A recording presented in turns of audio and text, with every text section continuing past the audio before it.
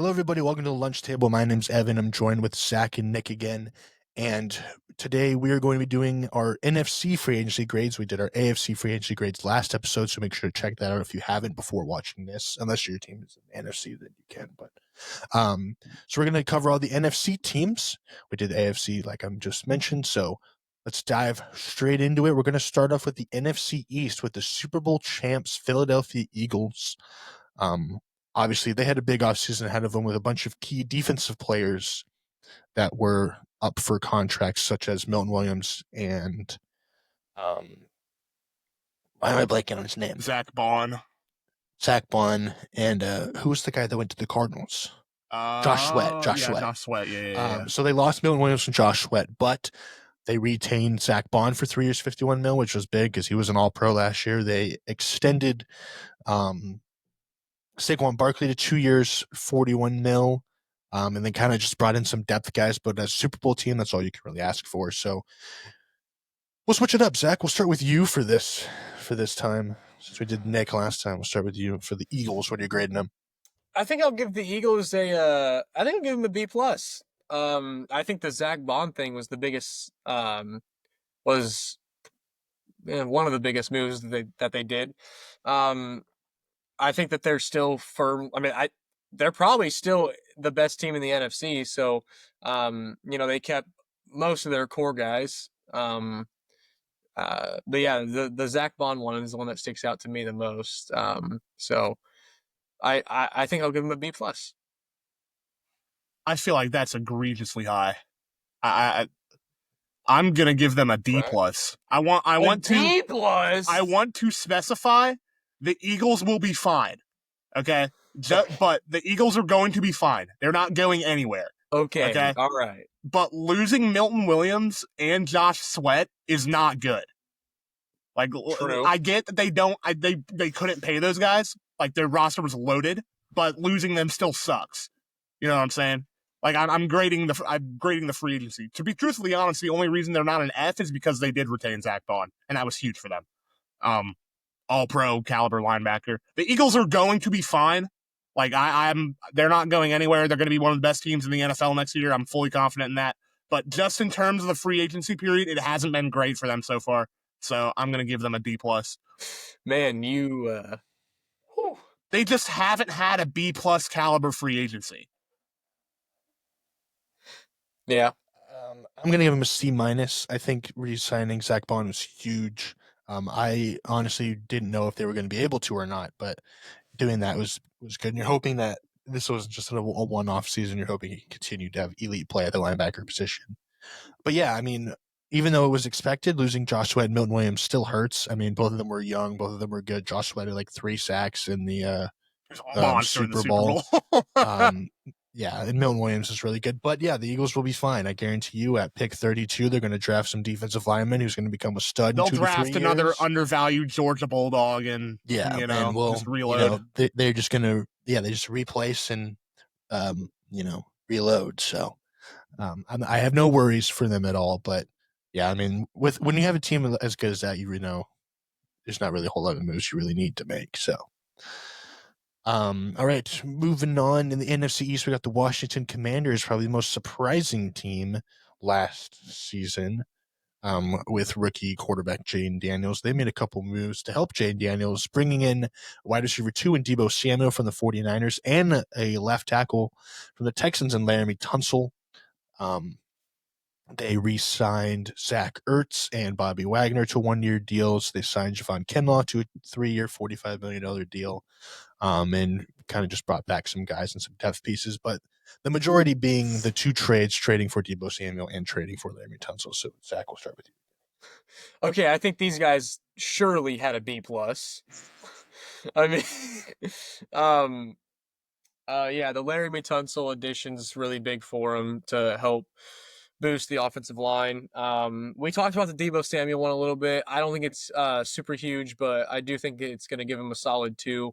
Keeping Bobby Wagner. Zach Ertz, I think, is a big one. He was a very good safety blanket for Jayden Daniels. So, I think overall they've retained and made some improvements where need be.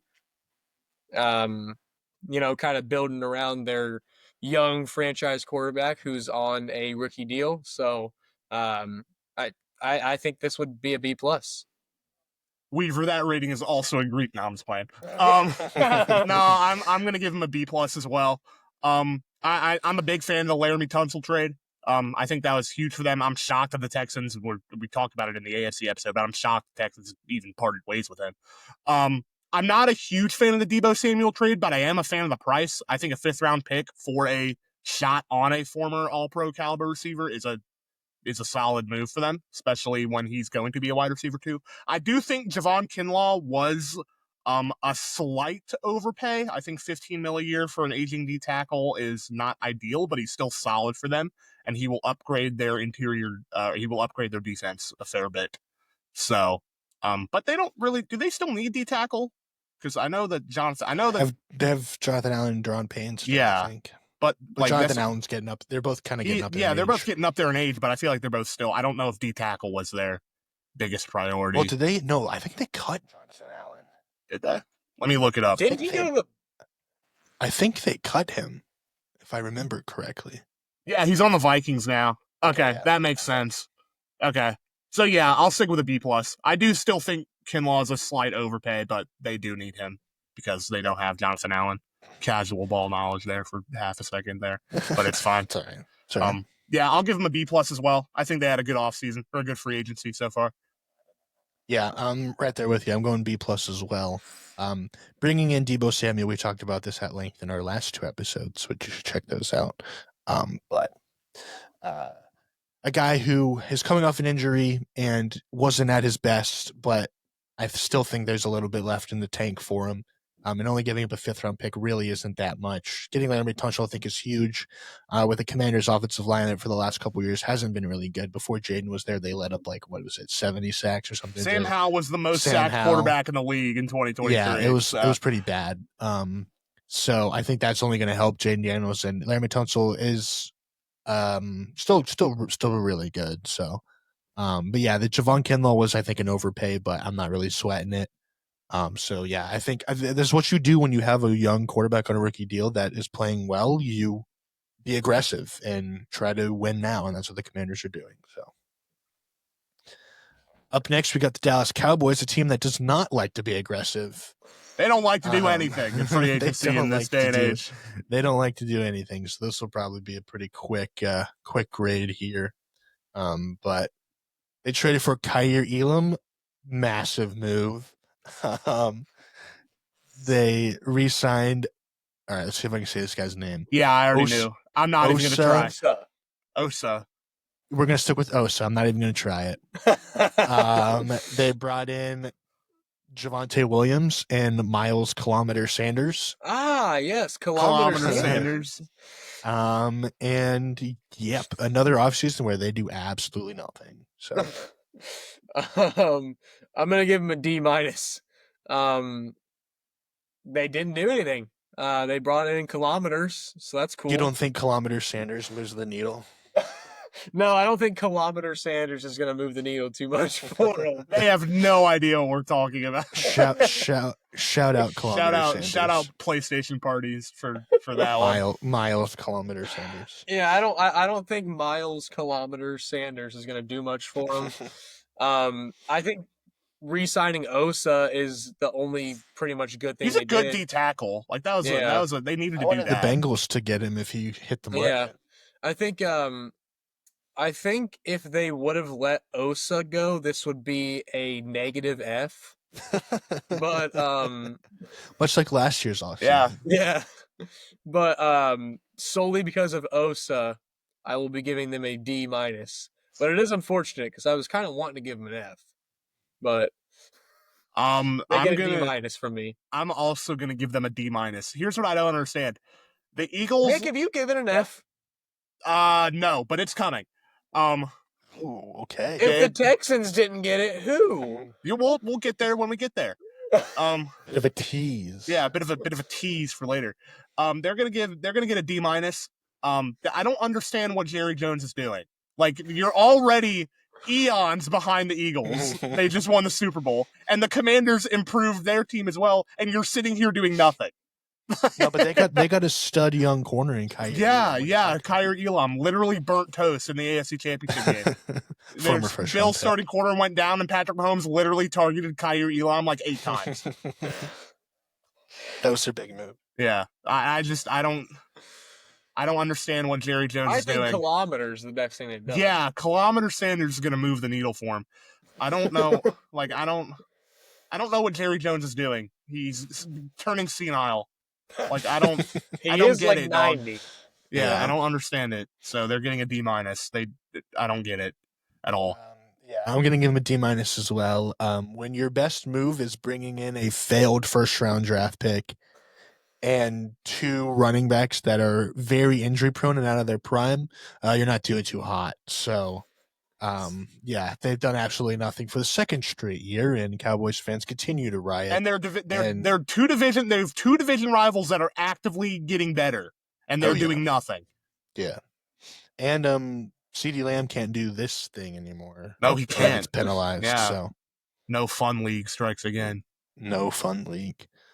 All right, last team in the NFC East is the New York Football Giants. Their big moves are honestly kind of comical. They got a quarterback room of Tommy DeVito, Russell Wilson, and Jameis Winston. So I need them on Hard Knocks immediately. I don't care if they don't want to do it.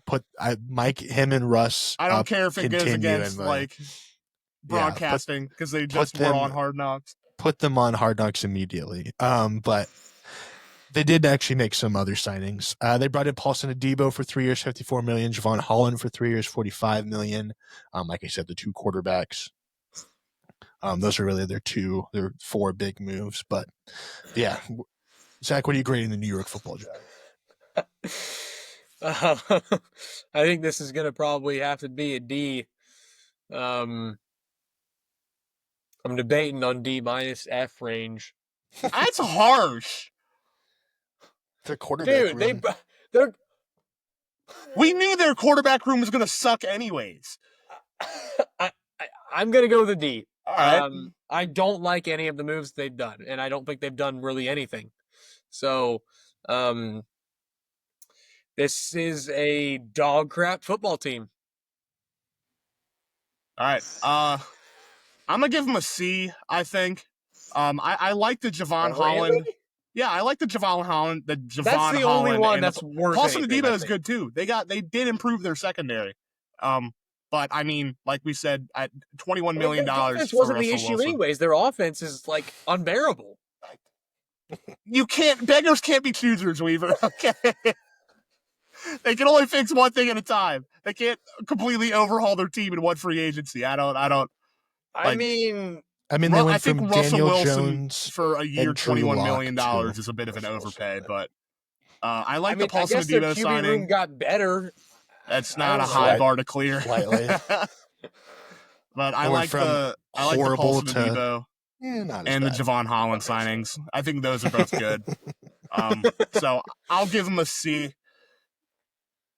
Yeah, I'm going to give him a C as well. I like Paulson Adebo a lot. He's a young corner. He's only 25. He's been good for the Saints. Javon Holland obviously is good young safety. But yeah, it's really the quarterback room.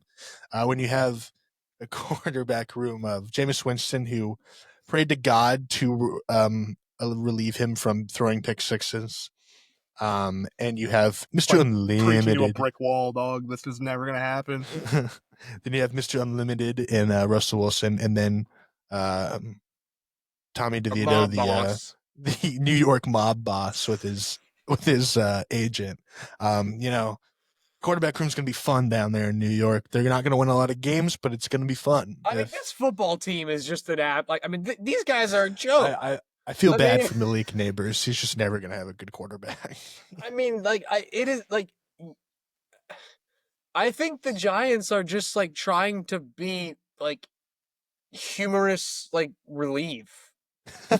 Like, I mean, it's the comedic relief. They are the NFL equivalent of the court jester. Like these guys are like it's funny. Like they suck.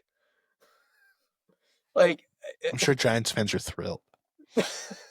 And then they've won a Super Bowl though, so at least they have that. they come out last season. I know they aren't doing this again, but on top of them being like really, really bad as a football team, they come out week 1 last year wearing the worst throwback uniforms I've ever seen in my life. These were the worst uniforms that I think I've ever seen in a game of football. This is bad. This franchise they've lost the plot. This is bad. They're also ran by like an 18-year-old kid. He would have been better. He told him to draft Jaden Daniels. he traded. Wait, no, that was the Jets guy. Oh, right? was it? Oh, yeah, my fault. Wrong New York the Jets guy is the one that said I'm not signing Jerry Jeudy because his Madden rating's too low. Sorry, both bad New York franchise. Yeah, I think the Jets are like. I don't think the Jets are laughably bad. Like the Jets are laughably bad too. Well, they're pretty. I don't look at the Jets and say ha ha ha like it's really funny. These guys suck. Everything they do is hilariously bad.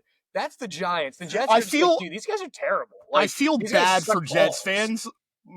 I feel bad for Jets fans more than I do Giants fans because at least a lot of Giants fans have seen their team be successful and they're just in a rough patch. The Jets are actually like cursed. The Jets. Yeah, but the Giants, it's like everything that they've done recently has just been like I have laughed at what they've done. The like, Jets the uniforms, the players, like it's just like these guys are like bad, but in a comedic fashion. Yeah. Like they are the jester of the NFL. All right, last thing I'll say before we move on to the next division. The Jets' peak of our lifetime is a one-off season with Mark Sanchez. And they went to the Right, back-to-back years. Let's move on to the NFC North. We have the Detroit Lions, who won the division going 15-2. They retained some of their key guys in Derek Barnes, Levi Onwuzurike, Marcus Davenport, and they signed from the Jets DJ Reed for 3 years, $48 million. So not a whole lot of moves done for the Lions, but a team like the Eagles, already very talented and really don't have a whole lot of cap space. So Zach, what are you creating the I'll probably Detroit give Lions? I'll probably give them a C. I don't think they've really done much, but same as the Eagles, I don't think they need to. I guess if you want to throw in the Aaron Glenn and the Ben Johnson, losing both of them, that's huge, I think. But I feel the same way about them that I felt about the Eagles, except the Eagles re-signed Zach Bond, which I felt was a very big signing. I don't think the Lions have really done anything noteworthy, but like I've said, they don't need to. So I'm going to just stick with the C. I'll go with the C-, purely because I think losing both their coordinators is massive. But they did lose Carlton Davis, but they got DJ Reed. So, swap out a 1-for-1. They got a replacement for him. But Aiden Hutchinson's going to come back, which is going to be huge for their defensive line. It's going to be nice. It's going to be, I cannot understate how huge that is for the Lions defensive line. That is like injecting Captain America with super soldier serum. Like it's night and day. Aiden Hutchinson was probably going to win Defensive Player of the Year before he got hurt. It's like comparing Wall Street to some Indian city. That's not at all what I was saying. That analogy was a lot better than that one. It was. This analogy sucked. I get what you were saying. Yeah, Aiden Hutchinson's going to be huge for them. They didn't need to make a ton of huge moves. Losing their two coordinators sucks, but that was bound to happen when you have as good of a regular season as the Lions did. We'll just have to see if they can finish the job this time around, because now everyone's expecting them to be one of the best teams in the NFL. So expectations been placed upon them. We'll see if they deliver, but they'll get a C- from me. They were expecting it last year. Not 15-2, crazy. But going into the season, everybody was like, these guys are going to be one of the best teams in the league, probably. Yeah, but now they have a history of being one of the best teams in the league, so they got to keep that going. They're in uncharted territory right now in their franchise's history. That's true. I'm going to give them a C- as well. Losing both coordinators does hurt, but that's not really. I mean, they might be able to overcome it. We don't know. But DJ Reed for Carlton Davis is a lateral move. It doesn't really, 1-for-1 swap. They're both good players. But yeah, they're already a talented team, and they're going to be really good from here on out. So didn't really need to add a whole lot of moves. But a team that did add some key pieces was the Minnesota Vikings. They finished second in the um, NFC North, going 14-3. Obviously, they let Sam Darnold go to the Seahawks, but they retained Aaron Jones for 2 years, Byron Murphy for 3 years, and they signed Will Fries to a 5-year, $88 million deal, Jonathan Allen to a 3-year, $60 million deal, Javon Hargrave to a 2-year, 30, Ryan Kelly 2-year, 18. So a lot of moves on the interior or on the offensive and defensive line, which is always good. And now they'll have rookie JJ McCarthy as their starting quarterback. So Zach, what do you think of their offseason so far? I think I'll give him a B so far. I like what they've done. You know, like you just said, the main things they've done is boost the trenches. I think those are the most important positions in football, especially when you've got a second-year quarterback coming off of a season-ending injury who's never played in the NFL. So I think they're kind of just paving the way for him. I like the signings. Jonathan Allen's a good signing, I think, on the defensive side. Will Fries is great on the offensive side. So I like it. I'll give him a B. I this might surprise you guys. I'm giving him an A. I love what Minnesota has done. I have a bit more intel because I've seen Will Fries, Ryan Kelly, and Isaiah Rodgers play to an extent, like very, very much. They were all three former Colts. But I was very intrigued to see what they were doing with the whole Sam Darnold situation. Once they moved on from Sam Darnold, they had oodles of doubloons to spend. And Will Fries, before he got hurt, was arguably the best guard in football in terms of PFF grade. Ryan Kelly's been a stalwart on the Colts O-line for 9 years. Isaiah Rodgers had that gambling scandal that's a whole different conversation, but he was good for the Eagles when he played last year. They retained Aaron Jones and Byron Murphy. I think both those things are huge for them. They're loaded, man, in terms of talent. It's just going to be whether J.J. McCarthy could come in and take the reins and kind of carry them to uncharted territory. But I love their free agency so far. I'm going to give them an A. I think it's been one of the best in the league. Yeah, I'm going to give them an A as well. They bolster the trenches on both sides, which is huge, bringing in Will Fries and um,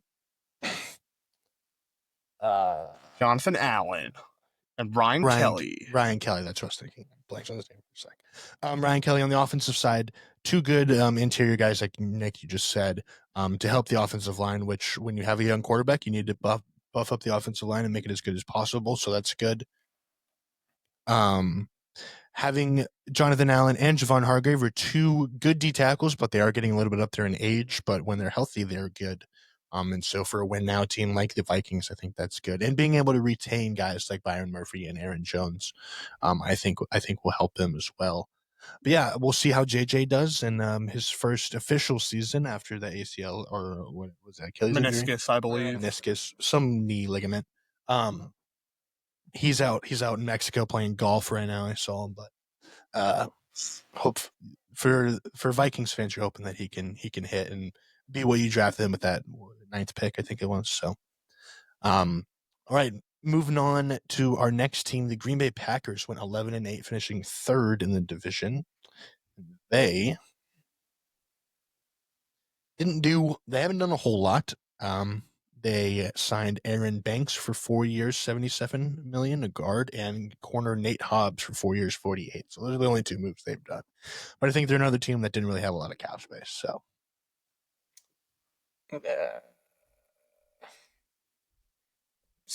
I'll probably go with a C. I mean, that's literally the only two things they've done. I think that I think the Packers are kind of another team where, like, I don't think they have too many like glaring holes. I think they need to get a receiver. They haven't done that, so I'll just go with a C, I suppose. I'll give them a C minus because they didn't get a receiver. I think that was a priority for them. They didn't accomplish, but like we said, they didn't have a ton of cap space. So, Nate Hobbs, I'm not a huge fan of him, but I mean, 12 mil a year over 4 years is not anything crazy. Aaron Banks is a solid guard. Nothing too crazy. I'll give them a C minus purely because they didn't get a receiver so far. Yeah, I'm going C minus as well. Nate Hobbs is a decent corner. He's still young. But yeah, I would have loved for them to get like a true wide receiver one. I thought DK Metcalf would have been a perfect trade for them, but obviously it didn't happen. But yeah, another team that really didn't need to make a whole lot of moves and doesn't, I don't think, had the cap space too. So, all right, last team in the NFC North, a team that was very busy, which we talked about in our earlier episode, the Chicago Bears. They did a lot. They traded for Jonah Jackson and Joe Tooney, both guards, to beef up the offensive line around Caleb Williams. They signed Deo Odabingo. Denebo. Denebo. Sorry, I can't say names. Former Colt, I got you. It's a formal code, yeah. Signed in for 3 year, $48 million. Grady Jarrett, defensive tackle, for 3 year, $43. Drew Dahlman, 3 year, $42. So they've been busy boosting the trenches on both sides as well. Zach, what are you grading them? I've talked at length about the Bears offseason so far. I'm going to give them an A. I've really liked what they've done this offseason. The addition of Ben Johnson is the biggest thing, I think. Definitely bringing in those two guards. Joe Tooney, I think that's a really good addition for him with their offensive line being poor last year. So I think it'll be good to get Caleb Williams some protection. And I can't stress enough Ben Johnson. I love that hire. So big fan of what the Bears are doing so far. So I'm going to give them an A. They will be the first and only team to receive an A+ from me. I think they have had the best offseason. I'm going to sound like a broken record because we said this last offseason too, but I think they've had arguably the best offseason. I think they've had the best offseason so far in the NFL. Like we said, every single thing that they needed to do, they've done. They've bolstered the interior D line, added some edge depth. They've overhauled that O line with Jonah Jackson, Joe Tooney, Drew Dahlman. And they've got a competent head coach in Ben Johnson. I cannot stress enough how much Ben Johnson is going to improve the creativity of that offense. They didn't need a receiver. They didn't need defensive help for the most part. They needed to overhaul the O-line, and they needed a competent head coach. And they did both those things. So, at very solid degree. So, I expect the Bears to be a playoff caliber team next year. I think they've done all the right moves they should have done. I'm going to give them an A+. I think they hit it out of the park. I'll go A+ too. I mean, getting Ben Johnson's huge. I think he's going to help unlock Caleb his second year. Bolstering the offensive line, bringing in Tooney and Jonah Jackson was major because Caleb Williams got sacked 68 times last year. So bringing in offensive line help was much needed for a young quarterback. And Grady Jarrett and the Colts guy that I butchered. Dio Odenabo. Grady Jarrett's old, but he's still decent. Odenabo is good for the Colts. I've heard. I haven't really watched a lot. He was solid when he got playing time. Yeah, he was just a casualty due to cap space. A good compliment to Montez Sweat. So, I mean, like we said last year, the Bears had a really good offseason, and they should be primed to be a really good team and be a playoff team in a division that's unbelievably stacked. And we're hoping for Caleb Williams to have a second year jump. So we'll see. But as of right now, the Bears are doing all the right things to give him that. So, all right, let's move on to the NFC South. The Tampa Bay Buccaneers won the NFC South going 10-7. Their big free agent was Chris Godwin. They were able to re-sign him for 3 years, $66 million. They brought back Levante David and Ben Bredesen. They signed Hassan Reddick and for 1 year, and that's basically it. So bringing back Chris Godwin was priority number one for the Bucs. So I think the Bucs had a B+. I think, like you said, bringing back Chris Godwin was priority one. They got it done. So they're running it back with the that duo of him and Mike Evans. Baker Mayfield, I think, is a good quarterback. Hassan Reddick's interesting because really the last time we saw him play football, he was tearing it up in the Super Bowl with the Eagles. So I think Hassan Reddick is really an interesting prospect here because he just didn't play with the Jets for a year essentially. So I'm gonna bet on the upside. I think that's a good signing. So I like what the Buccaneers. I think the worst thing to happen to them is just losing their OC to the Jags. But I like what they've done so far this offseason. So I'll give him a B plus. I'll give them a B, I believe. Yeah, like we said, Chris Godwin, priority number one. They brought him back. I like the culture that they've built in Tampa. They're not really like true Super Bowl contenders, but they're a tough out for any team that comes up with them on any given day. They beat the Lions last year. They They're a good almost team. beat the Commanders in the wild card round. That was a close game. I like what they've done down there. Hassan Reddick, I think for 14 mil is, when he played, he was phenomenal. It's just he hasn't played in a little over a year because of contract disputes. So we'll see if he reaches that same level. But if he reaches that same level, $14 million is going to look like a steal. So, yeah, I think that's a worthwhile shot in the dark to take for Tampa Bay. I like what they've done. I'll give him a B. Yeah, I'm going B as well. Retaining Chris Godwin was huge. A guy who, before his injury, was leading. I'm pretty sure he was leading the NFL in yards, and Yes, he was having a career season. Yeah, he was on pace to having a massive season. And bringing in Hassan Reddick, who I think is still good if he does play, which I'm assuming he will. Yeah, I think it's just going to help build that core that the Bucks have on that offense with Mike Evans, Chris Godwin, and you have who's the McMillan, right? Jalen McMillan. So you got a good receivers there, and Bucky Irving and Rashad White at running back. So the offense has been real good, going to continue to be good. We'll see how they do without Liam Cohen, but I think they should be fine. Yeah, I think retaining Chris Godwin was a must, and they did. And so for that, I'm giving them a B. All right, now let's move on to the second place team, the Atlanta Falcons. They've been pretty quiet. They re-signed left tackle Jake Matthews for 2 years, 45 mil. Corner Mike Hughes for 3 years, 18 mil. Kadarius Hodge for 2 years, 6 mil. And they brought in Leonard Floyd, for 1 year, 10 mil, and Mike Ford for 2 year, 4 mil, and then Divine Diablo for 2 years, 14 mil. So really not a whole lot from the Falcons. Yeah, I'm gonna probably go D plus. I don't think they've really done anything that's noteworthy, and they still have Kirk. They do still have Kirk Cousins, yes. I think he's a good locker room guy to keep around. Honestly, that's an awful lot of money to spend on a locker room guy. Well, honestly, I think he can still play football. I think they were out. I think people were out on him a little fast. Did you watch the last month that he played? Yeah, it was a stretch of like 3 or 4 bad games. Outside of that, he's been playing pretty well. Like the start of the season last year, he was good, and then before he got hurt his last year with the Vikings, he was like having the best season of his career.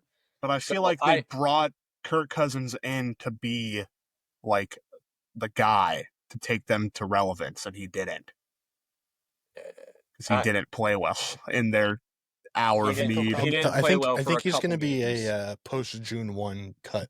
Yeah. Guy. Yeah, I don't know. I think people are out on Kirk Cousins way too soon. I think Kirk Cousins can still play football. Yeah, I still think he can play, just not for the Falcons. Yeah, but yeah, I'm gonna give these guys a D plus. I don't think they've done anything really worth anything. Yeah, they're gonna get a D plus from me as well. They still have not addressed their pass rush situation at all. And I don't know when they're ever going to. And until they do that, I'm not really scared of this Falcons team. Bijan, I mean, they've got pieces obviously, but like Kirk Cousins is not going to be their quarterback next year. I feel like last year was kind of a waste, and they've done nothing to fix the problems that last year has created. So they're going to get a D plus from me.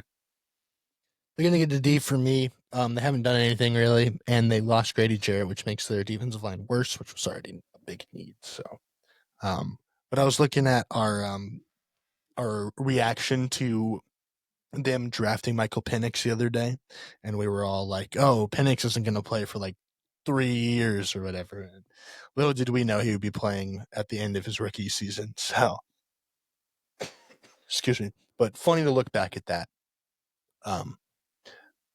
But yeah, moving on to the Carolina Panthers. The Panthers had Milton Williams for about 45 minutes.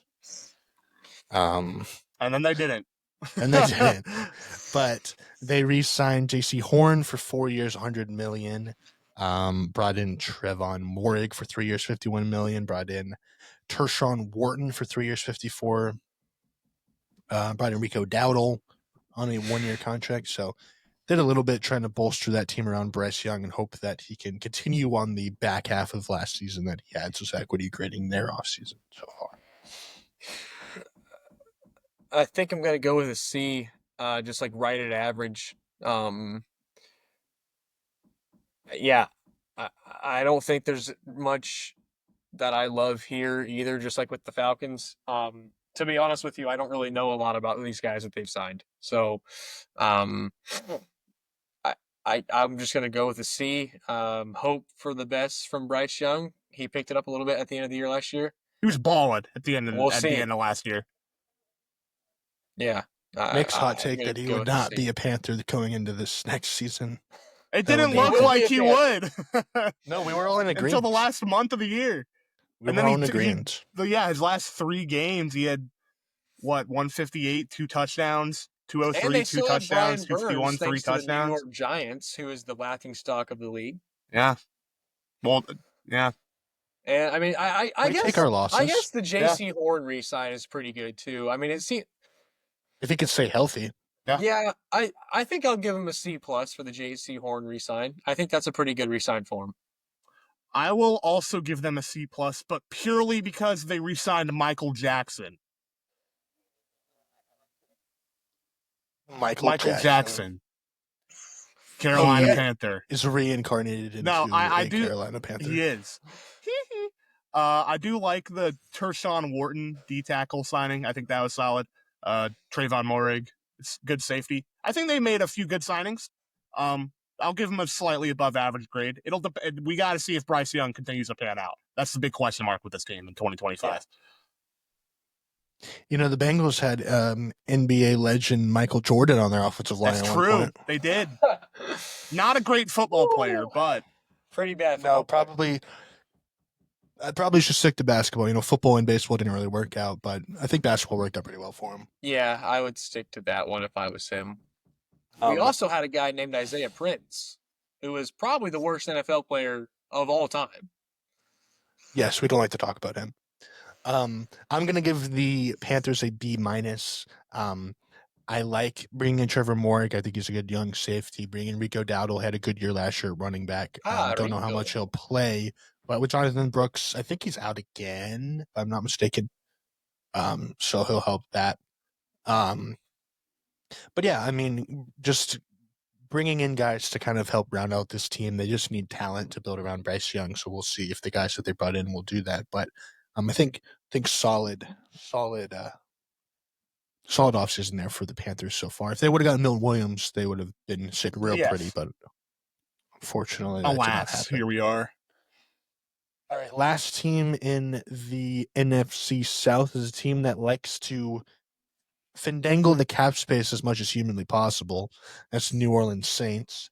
And the reason they do that is because they sign guys like Chase Young to 3 years, $51 million for some reason.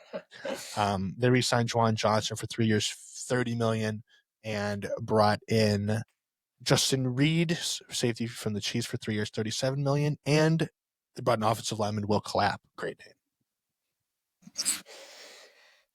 I'm gonna give him in the D's. I think I'm gonna give him a D. I think I know where Nick's F is.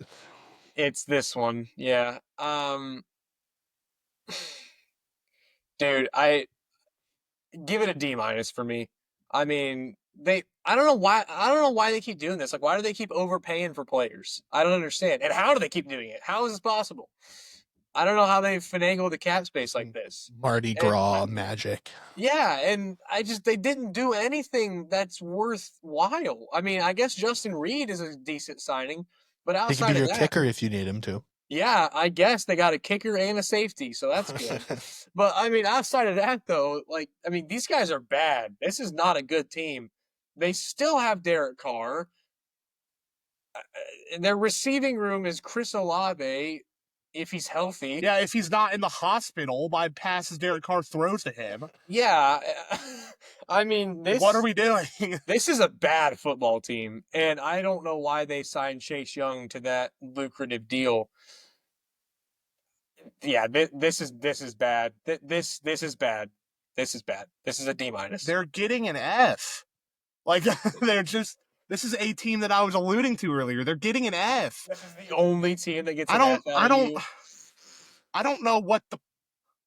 They keep. I'm not going to say they are a bad team, but they're not like the worst team in the league. Bad team. They're a bad team, but they're not like the worst team in the league. They're not like Giants level bad, right? But they keep kicking the can down the curb, and it's doing nothing. They just keep getting worse. Listen, I love Chase Young at Ohio State. His agent is committing legal robbery right now. Why is he getting paid $17 million a year? He's done nothing. He probably has the best agent in the NFL. He's done nothing at the NFL level. Like, I don't know what we're doing. He won Defensive Rookie of the Year, did he not? He did, but that was half a decade ago at this point. 2020. Like, quite literally half a decade ago at this point. He's done nothing since then. For a team that's already in salary cap, like castration, okay? They're locked. Is that what castration means? That was not the right word. I don't think that's what that means. Salary cap, like jail, right? I mean, giving Chase Young $17 million themselves. They might be. They just might. Giving Chase Young $17 million a year over 3 years for doing literally nothing at the NFL level outside of his rookie year for a team that's already in salary cap hell makes no sense to me. Jawan Johnson, okay, you gave him $11 million a year. Whoopee. Like, again, you're in salary cap hell. I don't know what we're doing here. Justin Reed is not a negative signing, but like this is probably the most frustrating team in the NFL to me because they keep kicking the can down the curb year after year after year after year. I don't understand this. I don't know how Saints fans aren't rioting in the streets. Like, it's so like frustrating to me. I don't understand this at all. They need to figure out the quarterback situation. Well, they'll probably cut Derek Carr. I heard he could be a post-June 1 cut. Who the heck are they going to get then? Taysom Hill? Spencer Rattler. Oh, brother. Or they might draft one. Lord. The Reds are now losing 6-3. Yeah, I was gonna say shout out the Reds for starting the season off strong, baby. Up 3-2, going top of the ninth, 2 outs, and now they're down 6-3. Come on. Oh my gosh. Starting the year off strong, baby. Let's go. Can't say I'm not. I'm not shocked at all. I'm not shocked at all. Always comes in with Reds, classic man. Reds. But yeah, I'm gonna give them an F as well. What did you say, Nick? You said they're castrating themselves. No, you said Chase Young is like the only player I've ever seen get this much money based off of just like aura. Yes, based off his year at Ohio State in his rookie season.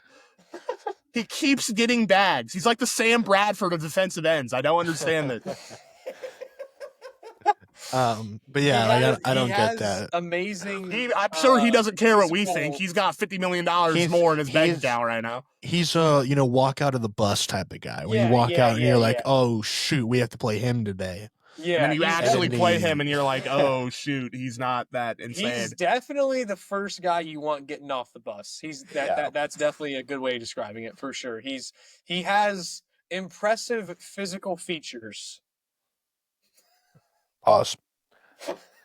But no, he great at Ohio State, but hasn't really panned out. Oh, he was a freak of nature at Ohio State. He was in contention for the Heisman that 1 year. Absolutely. I mean, he was second overall pick. I know. Me and Evan were there. We were. But Justin Reed, cool. Whatever. They still have no cap space, no quarterback, and it's not going to change because it's not going to change. Like punt, they just keep punting. It's like punting on first down. They're not doing anything to make an improvement. The Hillcrest punts. Yeah. Every time. Oh yeah, they're punting it backwards. I genuinely don't understand how Saints fans aren't boycotting the team right now. Yeah, no, it's fair. I mean, their front office. Do they love Chase arguably... Young that much? Like, I don't understand. Saints fans in the comments, like, if we're missing something here, please let us know. Their front office might. We be like worse Chase than Young. The Bengals. Yeah, I'm hating on Chase Young receiving this amount of money because I don't think he's deserved it at the NFL level. But I would love for Chase Young Well, to they also prove me don't wrong. have any receivers. They have nothing. Well, and if Derek Carr keeps throwing hospital balls, not gonna have Chris Olave for much longer. He's gonna And be Derek Carr in a is nursing horrible. home because his brain's gonna be turned to mush, dude. Derek Carr is really bad, and they don't have any receivers for this really bad quarterback to throw to. They have a good running back. But he's not getting any younger. Yeah. Their And O they have another line's one injury prone. who's really Like I don't they're understand that. screwed. I mean, they have Cam Jordan on the other side of the ball, but he's like 40. Yeah, he's a senior And they- citizen at this point. He's good right. still, Yeah, but like he's gonna retire but in a it's year just- now. Yeah, this team is bad. Yeah. All right, let's move on to the NFC West, our final division of the episode. Starting off with the Los Angeles Rams, they went 10-7. They re-signed Matthew Stafford, which was big because there was talks about him maybe going to the Giants or some other places. And they signed Devontae Adams for 2-year $46, and they lost Cooper Kupp. So I think I'm going to give these guys a... That's not a grade. I'm just like sigh. internally debating. I think I'm going to give them a B minus. I think. I'm just thinking to myself, is Devontae Adams an upgrade over Cooper Kupp? Yes. Because that's really what we're looking at here. Devontae Adams in 2025 is an upgrade over Cooper Kupp. Yeah. Is he the probably. Devontae Adams in Green Bay? No, but he's still like Yeah. he'll still be good in I would on the say- face system. Yeah, I would say probably. So I'm gonna give him a B minus because that's really the only thing we're looking at here. I mean, no, I'm gonna give him a B because they got Matt Stafford back. I'm gonna give him a B because of that. I don't love that they let Cooper Kupp go. I've been a big advocate of the Rams just running it back because they were literally in the red zone to score the game-winning touchdown against the Eagles. And the Eagles Forgot about that. The Eagles did not have a close game outside of that game for the entire playoffs. So, I mean, who's to say if the Rams don't beat them, they go to the Super Bowl? I don't know. They probably do. They probably beat the Commanders. Yeah. Whether they beat the Chiefs or not is a debate. But I mean, I've been a big advocate this offseason for the Rams running it back because I think they were literally right there. So I don't love them getting rid of Cooper Kupp, but I mean, them getting Devontae Adams is a solid patch.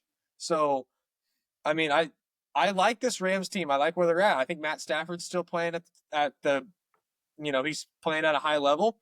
Devontae Adams is going to be a decent 2 next to Puka Nacua.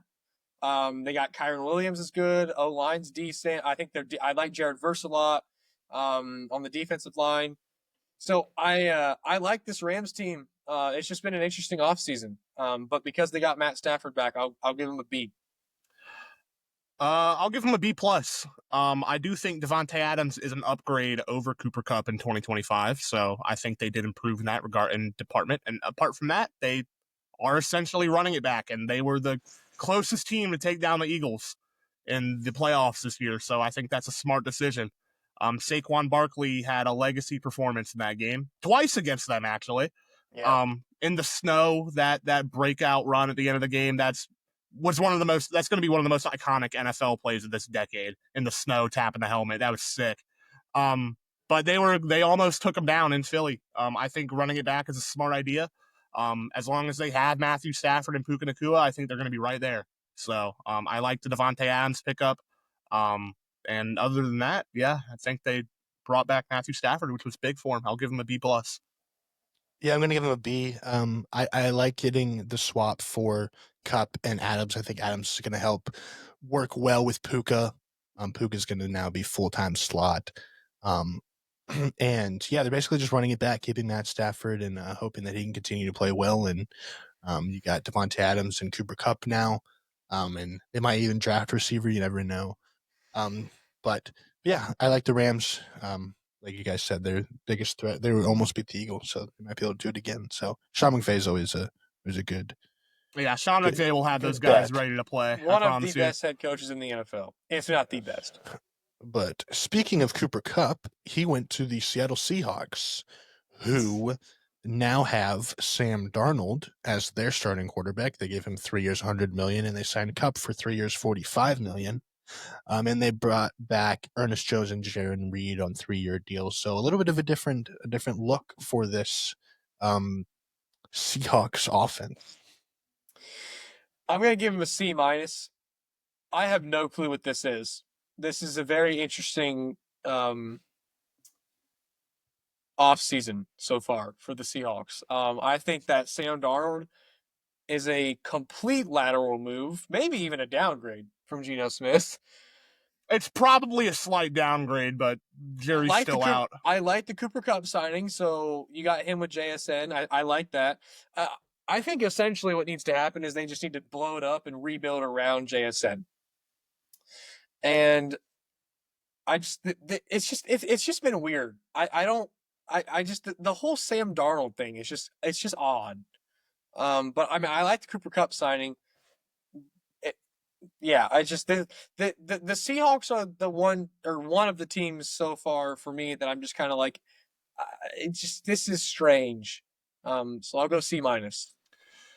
I think that we are going to have a better idea after this upcoming season because I think Sam Darnold for $100.5 million for 3 years is a bit of an overpay. But if he performs for Seattle, they're not going to care. You know what I'm saying? So I think as of right now, I'm going to go with a C for him.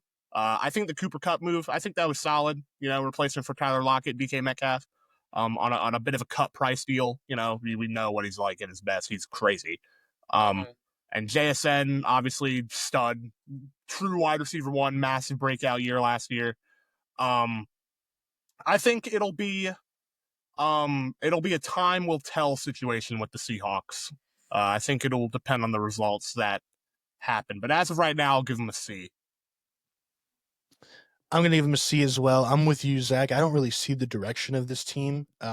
Bringing in Sam Darnold is, yes, he's younger than Geno Smith by a few years, but as of right now, I think he's not as good. And I still don't know. I feel like the jury's still out on him if he's really a good like quality starter or if it was just like a 1 year situation type thing. And then you trade DK Metcalf and you cut Tyler Lockett and then you sign Cooper Cup for a big contract who's been injured and is like, what is he, 32, 33? Yeah, he's getting up there in age. Yeah. And has only gotten over like 1,000 yards like once or twice in his career. So I just don't know. I don't really get that move because it seemed like once they were kind of cutting like the old guys, you know, you're like, oh, okay, we're probably going to start building around JSN, you know, kind of go towards a little bit more of a retool / rebuild, but that kind of threw that out the window. So yeah, I mean, they'll be an interesting team. Their offensive line is still horrible, so we'll see. But I just I was a little bit puzzled by some of their moves. All right, let's move on to the Arizona Cardinals. They went 8-9 in the NFC West, and they brought in. They re-signed Baron Browning to 2 years, $15 million. They brought in Josh Sweat, who was their big guy, for 4 years, $76 million. Brought in Dalvin Tomlinson for 2 years, $29 million. Jacoby Brissett for 2 years, $12 million, and a former Bengal, Akeem Davis-Gaither, for 2 years, $11 million. I think I'm going to give him. I